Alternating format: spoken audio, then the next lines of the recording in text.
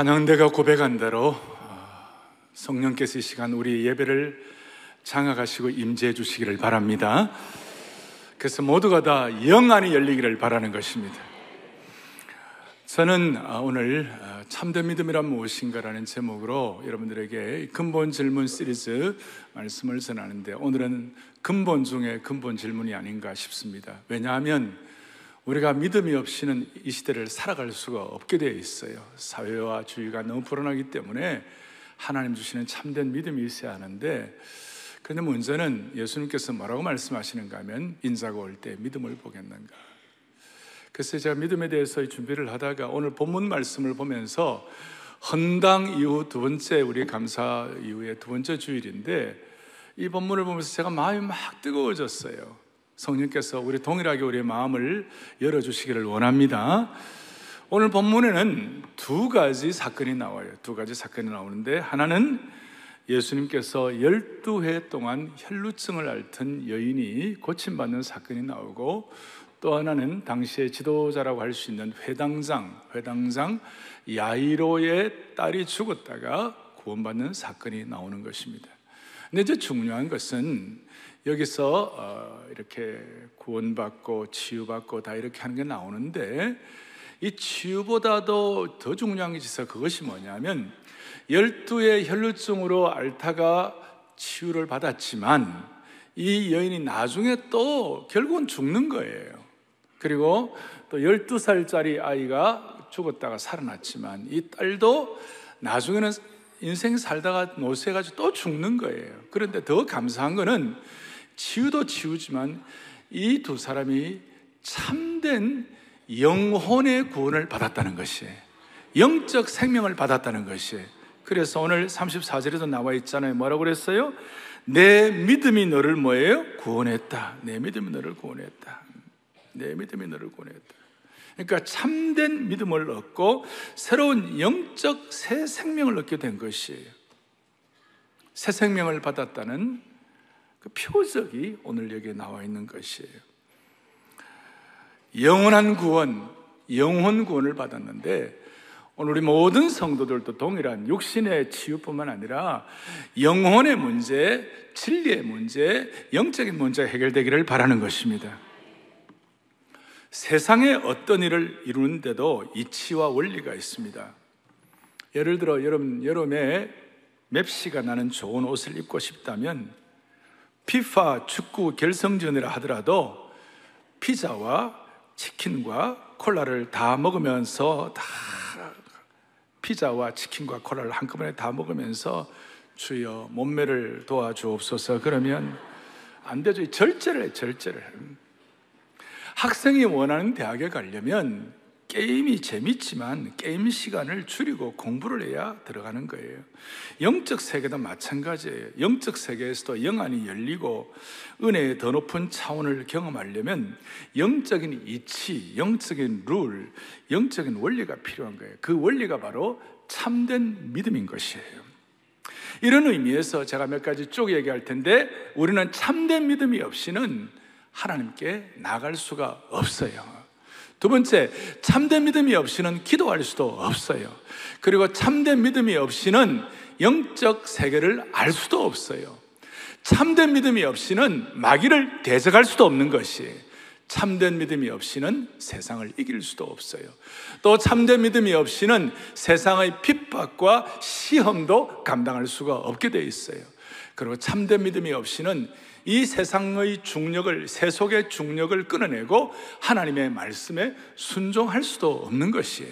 참된 믿음이 없이는 하나님이 주시는 축복도 누릴 수가 없고, 참된 믿음이 없이는 하나님의 역사를 이룰 수가 없는 것이에요. 제가 참된 믿음에 대한 소중성에 대해서 이렇게 말씀을 했어요. 자, 이것들을, 그러면 이 참된 믿음을 이렇게 제가 서론적으로 말씀을 드렸는데, 이걸 어떻게 얻을 수가 있겠는가? 어떻게 얻을 수가 있겠는가? 오늘 혈루증을 앓던 여인은 절망 중에서도 내가 예수님의 옷자락에 손을 대기만 해도 나으리라는 믿음이 있었어요. 그리고 주님은 그 믿음을, 이 여인의 믿음을 참된 믿음으로 보시고 그녀를 치유해 주신 것이에요. 야이로는 자기의 딸이 죽었다는 절망적인 소식, 이제 죽으면 끝이구나, 끝장이구나, 그렇게 생각하지 아니하고 주님이 그래도 믿기만 하라는 말씀의 은혜를 가지고 믿음의 불씨를 갖게 되었는데, 주님은 그 믿음의 불씨를 참된 믿음으로 보시고 죽은 딸을 살려주신 것이에요. 그래서 이런 제가 전체적인 결과를 말씀을 드렸고, 좀 더 구체적으로 살피도록 하겠습니다. 자, 21절에 보니까 예수님이 가시는 곳보다 큰 무리의 사람들이 모였어요.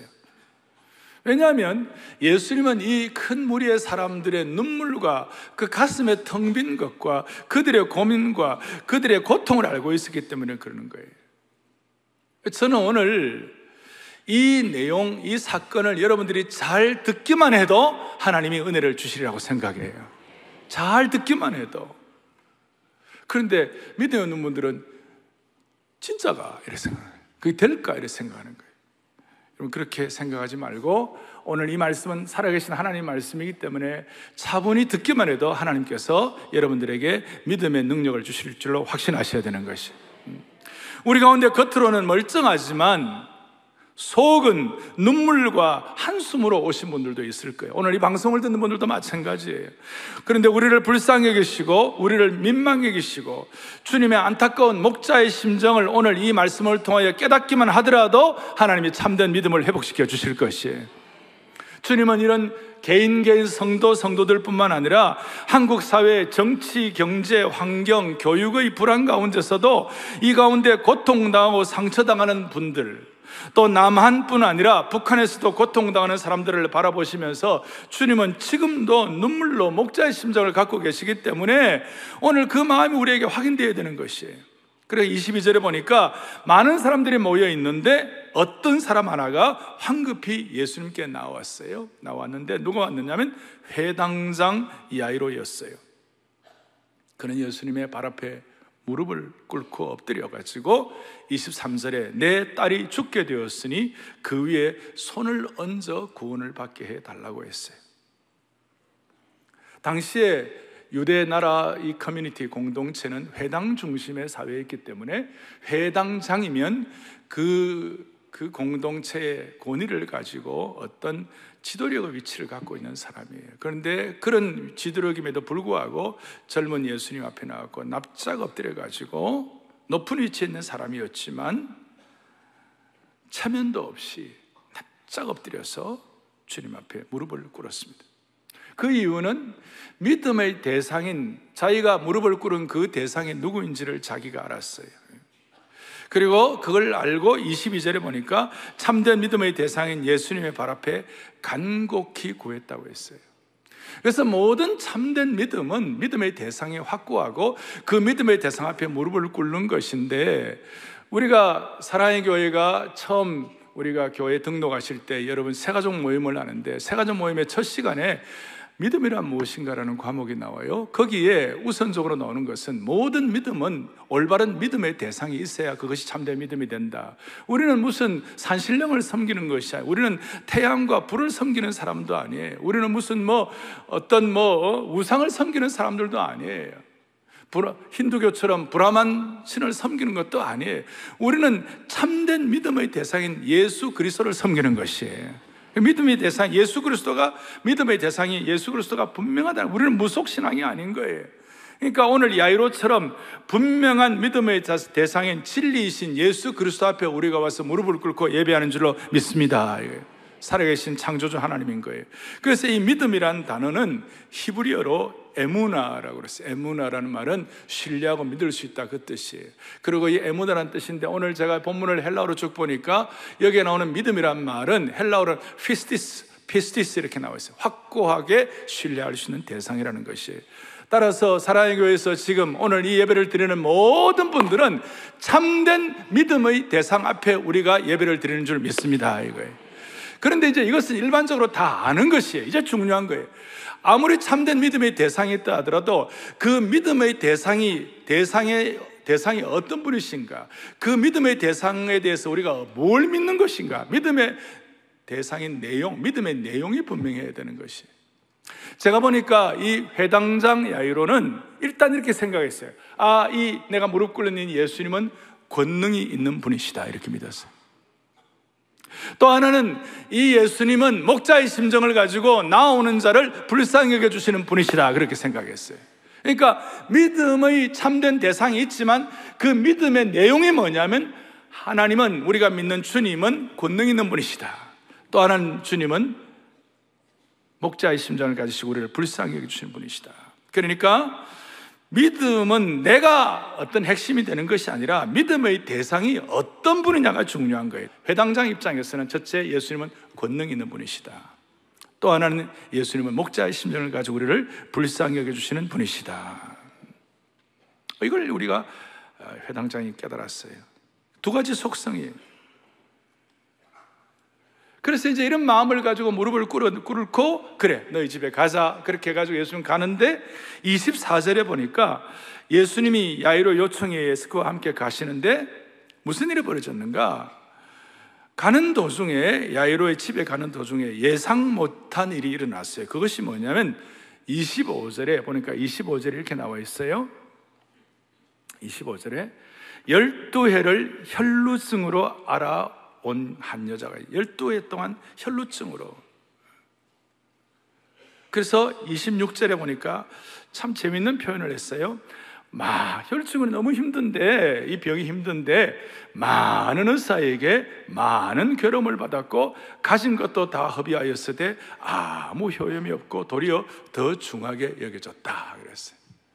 저는 이 본문을 보면서, 이 똑같은 본문이 누가복음 8장에도 나오는데요, 이 마가는요, 이 혈루증 하는 여인이 너무 고생을 해가지고 특별히 의사들에게 엄청 고통을 받았다. 그리고 의사들에게 다 있는 거 다 허비했다. 아무 효험이 없어요. 의사를 공격을 하고 있는데 누가복음에는 의사에 대한 얘기가 안 나와요. 그 왜 그런지 여러분 이해하시겠죠? 누가는 동종업종에 대해서는 자기가 좀 이렇게 뭔가 이게 보호막을 친 거예요. 그런데 얼마나 고생을 했는지 수많은 의사에게 시달리고 있는 거 다 허비하고 아무 효험이 없었어요. 오히려 질병이 더 악화되었다고 그랬어요. 여러분 아시는 대로 혈루증이라는 이 병에 대해서는 우리가 자세히 다 말할 수는 없지만 피가 응고되지 않아가지고 계속 하혈하는 것이에요. 당시로서는 불치의 병이었어요. 여자로서는 너무나 창피하고 부끄러운 병이었어요. 여기에 대해서 구약의 레위기 15장에 보면 이 병을 가진 여자는 부정하다고 해서 그 사람이 앉았던 자리도 더러워지고 그 사람을 만졌던 사람도 더러워진다고 했어요. 그러니까 아예 공동체 생활을 할 수가 없어요. 예배도 드릴 수가 없어요. 그러니까 남들에 비해서 소외당할 수밖에 없는 거예요. 공동체에 소외당할 수밖에 없어요. 그러니 자기 병을 아마 비밀로 했을지 모릅니다. 12년 동안 혼자 끙끙 앓았으니까 어쩌면 혼기를 놓쳐서 시집도 못 갔을 것이에요. 정상적인 생활 불가였어요. 그럴 때 여인의 마음이 어땠을까요? 나는 부정한 여자야, 나는 소망 없는 여자야, 늘 이렇게 생각했을 거예요. 사람을 만날 수도 없고 사람 앞에 나서기도 꺼리껴지고, 그래서 그녀의 마음은 고독과 외로움으로 상처로 지쳐 있었던 자매예요. 12년 동안 출혈을 했으니까 그 아름다운 여인의 얼굴도 보기가 힘든 상태가 되었을 거예요. 한마디로 혈루증은 이 자매의 모든 꿈과 모든 행복과 소망을 다 앗아가 버린 거예요. 대신 비관과 절망과 죽음의 권세에 시달리고 있었던 거예요. 그래도 남아있는 것은 남아있는 게 목숨이라고 어찌어찌 한번 이 목숨을 연명하고 유지하는 거예요. 어느 정도의 삶의 약간의 애착 때문에 죽고 싶어도 죽지 못하는 그런 상태에 있었어요. 수많은 의원들에게 시달림 받고. 저는 오늘 우리 주위에도 이런 분들이 많다고 생각합니다. 살아있지만 반송장들 같은 분들이 많이 있는 것이에요. 그래서 그런 분들이 이 가운데도 있다면 이 시간 주님의 음성을 듣고 가시기를 바라는 것이에요. 주님의 음성을 듣고 영안이 열려가지고 찬송과 존귀와 영광과 부요가 주님께 있는 줄 믿사오니 주님 앞에 내 삶과 내 인생을 올려드립니다라고 진심으로 고백하고 기도할 수 있다면, 하나님이 혈루증 여인을 고쳐주신 것처럼 필요하면 지금 이 말씀을 듣는 순간 하나님께서 역사하시기를 원하시는 것이에요. 그리고 이 자매가 이렇게 된 이유가 뭐냐면 27절에 보니까 예수님의 소문을 들었다고 그랬어요. 예수님의 소문을 듣고 이렇게 예수님께 나온 거예요. 예수님의 어떤 소문일까? 예수님은 나병 환자도 고치셨다. 예수님은 맹인도 고치셨다. 걷지 못하는 사람도 주님이 고치셨다. 예수님은 거라사에 있는 귀신들, 군대 귀신 들린 자도 주님이 고쳐주셨다. 소외받던 사마리아 여인도 예수님 때문에 새로운 인생을 찾게 되었다. 삭개오도 변화받고 가늠하다가 붙들린 여인도 구원해 주셨다는 그 소문을 듣고 자기 나름대로 이 여인의 마음속에 믿음의 대상인 그 예수님에 대한 자기 나름대로의 정의를 내린 거예요. 그렇지, 예수님은 권능 있는 분이셔. 뿐만 아니라 권능이 있을 뿐만 아니라 예수님은 사랑의 하나님이셔. 요 두 가지가 결정이 된 거예요. 그러니까 이 생각이 들어가지고, 이 마음이 생겨가지고 무슨 일을 했는가? 27절, 28절에 보니까 무슨 믿음이 생겼냐면, 예수님은 권능의 하나님이야, 예수님은 사랑의 하나님이야, 그걸 깨닫고 난 다음에 그의 옷에 손을 대니 내가 그의 옷에만 손을 대어도 구원을 받으리라 그랬어요. 이게 참 놀라운 믿음이고 참 믿음이었어요. 어떻게 보면 회당장 야이로의 믿음도 귀하지만 이 여인의 믿음이 한 걸음 더 들어갔어요. 회당장 야이로는 예수님이 자기 집에 와가지고 딸 위에 손을 얹어서 이렇게 치유해 주면 나을 것이다, 이렇게 생각을 했는데 이 여인은 그보다 더 깊이 들어갔어요. 자기는 내세울 입장도 못 되고 사람들과 어떻게 공동체에 나갈 수도 없으니까 아무 말도 못하고 얼굴도 못 들고 나같이 누추하고 더러운 여인에게 주님께 어떻게 손을 얹어달라고 할 수 있겠는가? 그것도 안 되는 거예요. 이렇게 생각하고 마음의 소원을 어떻게, 예수님의 뒤에 가가지고 옷자락에 손만 만져도 낫겠다. 어떻게 보면 더 겸비한 마음의 생각이 들었어요. 믿음을 가졌어요.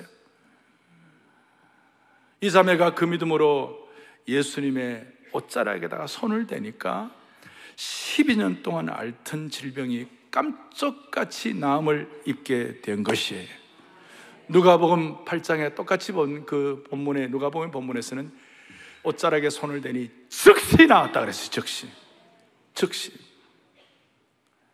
깜짝같이 즉시 나니까 이 자매는 뛸 듯이 기뻤고, 병이 난 것도 귀했지만 그 안에 참된 믿음이 회복됨으로 말미암아 영적인 새 생명, 영혼이 구원되어 있고 영원한 새 생명을 누리는 능력을 받으니 이 자매가 참된 믿음을 통한 기쁨과 환희와 감사함이 마음속에 막 출렁거리고, 어떻게 보면 자기가 할 수만 있다면 큰 소리로 나왔어요 라고 외치고 싶은 그런 마음이 들었을 것이에요.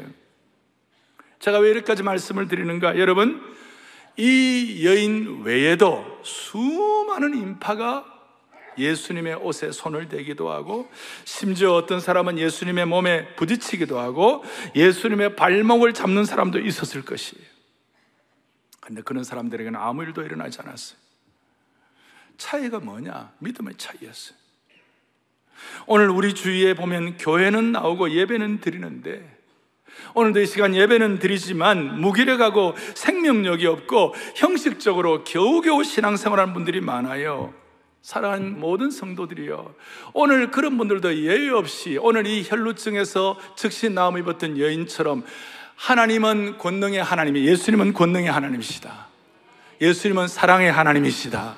권능과 사랑에 대한 눈을 떠가지고 필요하면 지금 즉시 치유받는 역사가 일어나기를 바라는 것이에요. 참된 믿음으로 예수님의 옷자락을 만질 때 그런 역사가 일어나는 것이에요. 다시 얘기합니다. 참 믿음의 대상인 예수님에 대해서 예수님은 권능의 분이시다. 또 하나는 예수님의 사랑의 분이시다. 이게 믿음의 공식이에요. 믿음의 공식. 그러니까 참된 믿음은 두 가지 요소가 있다는 거예요. 예수님의 권능에 대한 신뢰가 있어야 되고 예수님의 사랑에 대한 기대를 동시에 갖는 것이 참된 믿음의 내용인 줄 확신하셔야 되는 것이에요. 여러분, 요셉을 보십시오. 요셉은 노예 생활을 했어요. 그런데 그 노예 생활을 하는 가운데서 요셉은 조금도 의심치 않는 두 가지가 있었어요. 하나님은 능력의 하나님이시다. 그리고 그 하나님이 나를 사랑하신다. 그러니까 17살 먹은 청소년으로 노예 생활을 했지만, 감옥 생활을 했지만 하나님의 능력과 사랑을 믿었기 때문에 전능하신 하나님이 나를 버리시지 않으실 것이야. 그분이 나를 사랑하실 거야. 그러니 나도 그분의 은혜에 보답하는 삶을 살아야지. 그러면서 그는 노예로서 보디발의 집에 있을 때에도, 감옥에 있을 때에도 하나님의 권능과 사랑을 믿었기 때문에 거기에 반응하는 삶을 살았으니 기적 같은 믿음의 능력들이 나타나기 시작한 것이에요. 돌아온 탕자도 마찬가지죠. 나중에 깨닫고 보니까 우리 아버지 집에는 모든 것이 다 있는데, 나중에는 자기가 깨달았어요. 우리 아버지가 내가 잘못하면 나를 내어치시는 아버지인 줄. 그게 아니야. 아버지는 내가 이렇게 잘못해도 나를 받아주시는 하나님이시여. 그걸 깨닫고 난 다음에 나중에 그 돌아온 탕자가 하나님의 권능과 하나님의 사랑을 깨닫고 난 다음에 나는 그러면 어떻게 하면 그 사랑과 권능에 보답하는 삶을 살까? 그것이 돌아온 탕자의 마음이었어요. 그러니까 은혜가 있는 것이에요. 여러분, 믿으면은 제가 두 가지가 필요하다고. 첫째는 뭐가 필요하다고? 하나님의 권능. 두 번째는 뭐가 필요하다고요? 하나님의 사랑. 여기에 대한 기대가 필요합니다.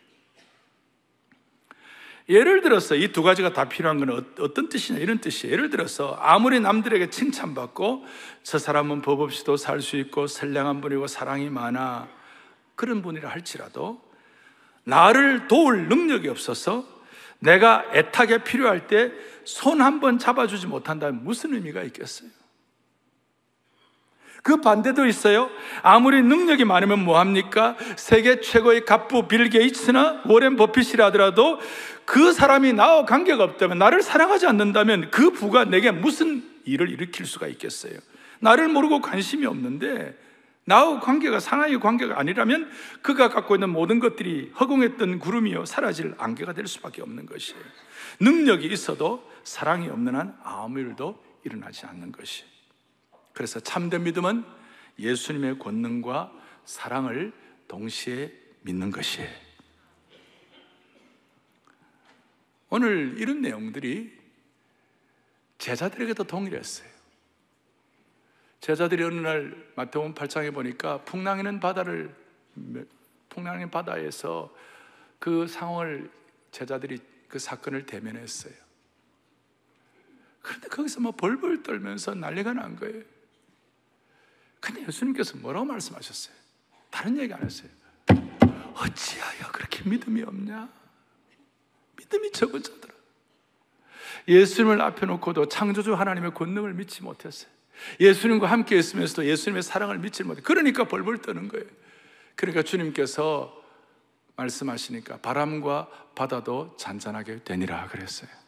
권능과 사랑의 믿음의 대상이신 주님을 우리가 믿는 것이에요. 자, 예수님이 이런 권능과 사랑을 갖고 계시다는 사실에 대해서 제가 이렇게 말씀하면 많은 성도들이 그렇지, 예수님은 권능과 사랑이 있는 분이야, 그렇게 지적인 동의를 하는 분들이 많으세요.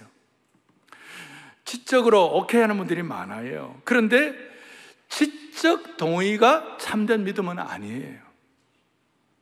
안타까운 것은 오늘날 수많은 그리스도인들 가운데 지적 동의를 믿음으로, 참된 믿음으로 오해하는 경우가 많아요. 지적으로 동의한다고 해서 참된 믿음이 있는 것이 아니에요. 우리가 이 세상을 살아가는데 일반적인 지적 동의가 많이 필요하죠. 예를 들어서 인터넷 뱅킹도 믿어야 되는 것이고, 물은 100도가 되면 끓을 것이다, 그것도 믿는 거예요. 빨간불이 켜지면 차들이 설 것이다, 믿는 거예요. 부동산 계약을 하면서 돈을 지불하면 저 부동산이 내 것이 된다, 믿음이 있는 거예요. 이건 일반적인 믿음이에요. 그러나 이것은 구원받을 만한 참된 믿음은 아니에요. 이 참된 믿음은 지적 동의 정도가 아니에요. 자, 이제 오늘 중요한 이제 믿음 보고를 해야 되고 적용을 해야 되는데, 이제 이 시간부터 여러분들의 정신을 집중하셔야 되는 거예요. 오늘 야이로와 그 다음에 이 혈루증 든 무명의 여인이, 야이로는 이름이 있었고 그 다음에 이 여인은 이름이 없었어요. 이름이 있든 없든, 사회적인 위치가 있든 없든, 상황이 뭐 괜찮아 보이든 그렇지 않은 상관이 없이 참된 믿음이 있으면 주님 앞에 간청하게 되어 있는 것이에요. 그의 영적 GPS가 주님 앞에 나와가지고 무릎을 꿇고 주님 앞에 간청하게 되어 있는 것이에요. 참된 믿음은 우리에게 간청하는 기도를 하게 한다. 아멘. 이걸 마음에 갖는 거예요.